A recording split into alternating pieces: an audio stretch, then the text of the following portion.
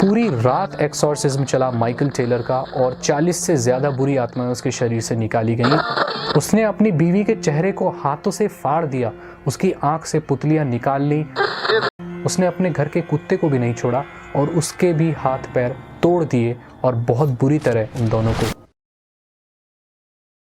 डिमोनिकली possessed एक ऐसी situation जिसके अंदर एक डिमोनिक एंटिटी किसी इंसान के दिमाग के ऊपर कब्जा कर ले या उसे कंट्रोल में कर ले। इसी सिचुएशन को डिमोनिकली पोजेस्ड कहा जाता है। अगर कोई इंसान डिमोनिकली पोजेस्ड हो जाए तो उसे चर्च या फिर मंदिर जैसी पवित्र जगहों पे जाके एक्सोर्सिज्म का सहारा लेना पड़ता है, जो मोस्टली वहाँ के पुजारी करते हैं। चर्चेस के अंदर ये एक्सोर्सिज्म का काम वहाँ के प्रीस्ट करते हैं। लेकिन क्या होगा कि जब मैं तुम्हें बताऊं कि एक ऐसा भी केस एग्जिस्ट करता है जिसमें एक इंसान चर्च के ही अंदर डिमोनिकली पोजेस्ड हो जाता है by more than 40 demonic spirits. तो आज हम बात करने वाले हैं the bizarre case of Michael Taylor. तो माइकल और उसकी फैमिली इंग्लैंड के एक छोटे से टाउन ऑसेट के अंदर रहते थे। माइकल नेचर के हिसाब से काफ़ी ज़्यादा काइंड और अच्छा स्वभाव करने वाला इंसान था। वो काफ़ी टाइम से एक बुचर की जॉब भी कर रहा था। कुछ सालों पहले इसी जॉब के अंदर माइकल को अपनी पीठ के ऊपर एक चोट लग गई थी, जिसकी वजह से उसकी पीठ में हमेशा दर्द रहता था। उस दर्द की वजह से माइकल हमेशा काफ़ी ज़्यादा टेंशन में रहता था और 1970 में इंग्लैंड एक इकोनॉमिक क्राइसिस से भी जा रहा था, जिसकी वजह से जॉब्स की काफ़ी ज़्यादा खराब हालत थी। अपनी जॉब और पीठ के दर्द के कारण माइकल काफ़ी ज़्यादा चिंता में रहता था और ऐसा लगता था कि वो बहुत ज़्यादा दुखी है। तो एक बार वो अपनी नेबर से मिला जिसका नाम था बाबरा। जब उसने माइकल को देखा तो उससे पता चल गया था कि माइकल काफ़ी ज़्यादा टेंशन में है। इसकी वजह से उसने माइकल को सजेस्ट किया कि वो किसी चर्च में जाए और वहाँ पे मन्नत मांगे। उस टाइम पे मोस्टली लोग हफ्ते में कम से कम एक बार चर्च में ज़रूर जाते थे, क्योंकि इंग्लैंड उस टाइम पे एक क्रिश्चियन डोमिनेटेड कंट्री था। इसीलिए बाबरा ने माइकल को अपने एक जान पहचान के चर्च में जाने के लिए सजेस्ट किया, जो काफ़ी ज़्यादा फेमस था इंसानों को हील करने के लिए। बाबरा ने बताया कि उस चर्च के अंदर कोई भी जाता है जो फिजिकली इंजर्ड हो या उसे फिजिकली कोई भी डिफॉर्मिटी हो तो वो उस चर्च में जाने से सही हो जाती है। जब माइकल ने ये सुना तो उसने सोचा कि अगर इस चर्च में जाने से अगर उसकी पीठ का दर्द भी सही हो जाए तो एटलीस्ट उसकी कुछ प्रॉब्लम कम हो जाएगी। दूसरे दिन माइकल अपनी फैमिली को लेकर उस चर्च में गया। वहाँ पे उसने देखा कि ये एक छोटा सा ग्रुप है जिसकी लीडर है मरीन रॉबिन्सन। माइकल उस पूरे दिन वहीं पे रहा और उसने देखा कि चर्च के अंदर कैसे सब कुछ हो रहा है और उसने चर्च को पूरी तरीके से ऑब्जर्व किया। उसे मरीन काफी ज्यादा पसंद आ गई थी और उसे लगता था कि मरीन उसकी पीठ का दर्द ठीक कर सकती है। तो माइकल और उसकी वाइफ क्रिस्टीन उस चर्च में फ्रीक्वेंटली जाने लग गए। पर कुछ ही हफ्तों के बाद लोगों ने नोटिस करना चालू कर दिया था कि माइकल काफी वियर्डली बिहेव कर रहा है। वो लोगों से रूडली बात कर रहा था और उनके ऊपर चिल्लाता भी था, जो उन लोगों ने कभी भी माइकल को पहले करते हुए नहीं देखा। ये सब चीजें माइकल की वाइफ क्रिस्टीन को भी दिख रही थी और उसने साथ में ये भी नोटिस करना चालू किया कि माइकल और मरीन एक दूसरे से काफी ज्यादा मिल रहे थे। माइकल मरीन के वहाँ पे रात में जाता था और काफी घंटों तक नहीं आता था। इस सब को देखने के बाद क्रिस्टीन को माइकल के ऊपर शक हुआ कि कहीं वो उस पर चीट तो नहीं कर रहा। इसीलिए जब अगली बार माइकल मरीन के वहाँ पे प्रे करने के लिए जाने वाला था तो मौका देखते ही क्रिस्टीन भी उसके साथ वहाँ पर गई।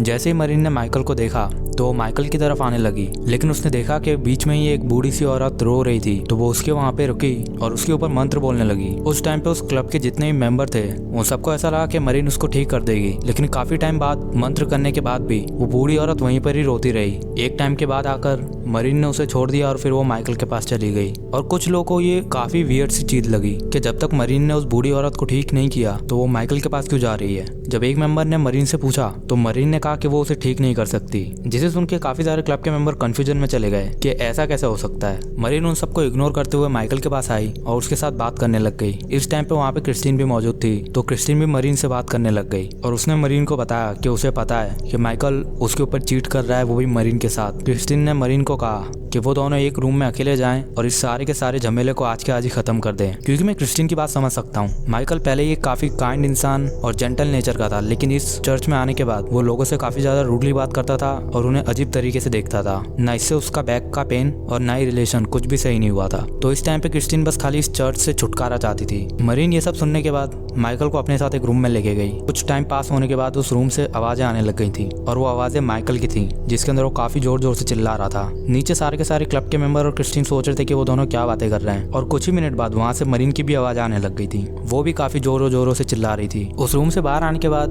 उससे किस करने की ट्राई कर रहा था, जिसको मरीन ने करने से मना कर दिया, जहाँ पे माइकल बता रहा था कि ऐसा कुछ हुआ ही नहीं है। उसके ही कुछ ही मिनट्स बाद मरीन ने माइकल के ऊपर काफी सारी डिमोनिक एनर्जी महसूस करी। वो ऐसा कही थी कि जैसे उसने एक डीमन का ही फेस देख लिया माइकल के अंदर। जैसे उसने ये सब देखा वो सीधे माइकल के पास गई उसके ऊपर और मंत्र बोलना चालू कर दिया। पर जैसे ही मरीन ने माइकल के ऊपर मंत्र बोलने चालू करे, माइकल काफी गुस्से गुस्से में आ गया, उसने मरीन को थप्पड़ मार दिया, जिसे देख के सारे लोग काफी ज्यादा शॉक हो गए थे। माइकल को इस तरह बिहेव करते हुए देख के उस ग्रुप के काफी सारे लोग माइकल को पकड़ने के लिए आए, जहाँ पे 5 से 6 लोगों ने माइकल को पकड़ के रखा था, लेकिन माइकल फिर भी मरीन के ऊपर हमला करने के लिए जा ही रहा था। और उस टाइम पे उसके अंदर काफी ज्यादा स्ट्रेंथ आ गई थी। उन लोग को लग रहा था कि एक इंसान इतना ज्यादा पावरफुल कैसे हो सकता है। कुछ टाइम बाद माइकल शांत हो गया और फिर उसके बाद क्रिस्टीन और माइकल दोनों के दोनों घर पे चले गए। घर पे जाने के बाद जब क्रिस्टीन ने माइकल से पूछा कि उसने इस तरह से क्यों बिहेव किया, तो उसने बताया कि उसे कुछ याद ही नहीं है। उसने ऐसा बताया कि मरीन और माइकल जब उस रूम में गए थे अकेले, तब माइकल को वहाँ पे काफी ज्यादा डिमोनिक एनर्जी महसूस हुई। उसके बाद उस रूम के अंदर जो भी हुआ माइकल को कुछ भी याद नहीं था, और जब उसकी आंखें खुली तब वो और मरीन दोनों के दोनों नेकेड थे। ये सब सुनने के बाद माइकल की वाइफ क्रिस्टीन काफी ज्यादा चिंता में आ गई थी। उसे नहीं पता था कि वो किस पे भरोसा करे, मरीन पे या माइकल पे। तो उसने ये सब बातें अपनी नेबर बाबरा को बताई, जिसने उन्हें पहले सजेस्ट किया था कि वो मरीन के चर्च में जाएं। बाबरा ये सब सुनने के बाद काफी ज्यादा शॉक हो गई थी। कुछ ही टाइम के अंदर उस शहर के अंदर काफी सारे रूमर्स फैल गए थे, जैसे माइकल ने मरीन को मारा क्योंकि मरीन उसके ऊपर डिमोनिक एक्ट्स कर रही थी। माइकल और मरीन का एक अफेयर चल रहा था। इन्हीं के बीच में एक रूमर काफी ज्यादा फेमस हुआ था कि मरीन एक्चुअली में लोगों को हील करती ही नहीं है। उसके बाद जो भी लोग मदद मांगने के लिए आते हैं वो उन सबसे डिमोनिक एनर्जी निकाल के किसी और के अंदर ट्रांसफर कर देती है, जो काफी हद तक पॉसिबल है। माइकल काफी बार मरीन के घर पे अकेले में प्रे करने के लिए जाता था, जिसका फायदा मरीन उठाकर माइकल के ही अंदर किसी और की डिमोनिक स्पिरिट्स डाल सकती है। जैसे जैसे इस इंसिडेंट के रूमर काफी ज्यादा फैलने लग गए, तो ये रूमर से एक इंसान के कान में पहुंचे, जो एक्चुअली में एक पास्टर थे। अब तुम ये पूछोगे कि पास्टर और प्रीस्ट के अंदर क्या फर्क है। जहाँ पे एक प्रीस्ट लोगों को प्रे करने में मदद करती है, पास्टर एक्चुअली में एक्सोर्सिज्म करने के अंदर काफी ज्यादा प्रोफेशनल होते हैं। और ये जो पर्टिकुलर पास्टर माइकल के केस के बारे में इंटरेस्टेड थे, वो लोगों के अंदर डिमोनिक स्पिरिट्स को निकालने के लिए काफी ज्यादा प्रोफेशनल माने जाते थे और उनका काफी बड़ा नाम था। जब उन्होंने इस केस के बारे में सुना तो वो जल्दी से जल्दी माइकल के घर पे आए और उन्होंने माइकल से हर एक चीज के बारे में पूछा, जिसके अंदर माइकल ने बताया कि मरीन उसे रात में बुलाती थी ताकि कोई और उसे प्रे करते हुए ना देख पाए, जिससे उसकी हीलिंग की प्रोसेस काफी ज्यादा फास्ट हो जाती थी। माइकल ने मरीन के बारे में एक और चीज बताई कि मरीन लोगों के अंदर से डिमोनिक स्पिरिट्स निकालने की जगह उनके अंदर डिमोनिक स्पिरिट्स डालती है, जिसे सुनने के बाद पास्टर और उनके साथ जो भी लोग थे वो काफी ज्यादा शॉक हो गए। पर थोड़ा सा ही ध्यान लगाने के साथ ये सारी की सारी चीजें काफी ज्यादा सेंस बनाने लग गई थी। पास्टर और उनकी टीम ने डिसाइड किया कि वो लोग माइकल की हेल्प करेंगे, और वो लोग इस डिसीजन पे आए कि उन्हें एक माइकल का एक्सोर्सिज्म करना पड़ेगा। लेकिन वो ये एक्सोर्सिज्म अभी के अभी नहीं कर सकते और उन्हें इसके लिए कुछ टाइम चाहिए, क्योंकि उन्हें काफी सारी चीजों की प्रिपरेशन करनी थी इस एक्सोर्सिज्म को करने से पहले। इसी के कुछ टाइम बाद पास्टर को पता चला कि माइकल और उसकी फैमिली एक वैकेशन पे जा रहे हैं। ये सब सुनने के बाद वो क्रिस्टीन के पास आए और उन्होंने बात करी कि इस टाइम पे